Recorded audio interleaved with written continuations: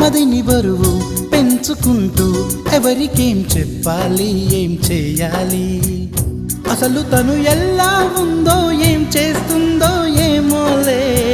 Special మనిషైనా కూడా మనకేముంది మామూలే. కళలు తెలుసా ఏమో బహుశా, కవిత మనిషా కలల హంస, మనసు కొంచెం తెలుసుకుంది కలిసిపోయే మనిషిలాగా. మంచి పద్ధతంటూ ఉంది, మదిని లాగుతున్న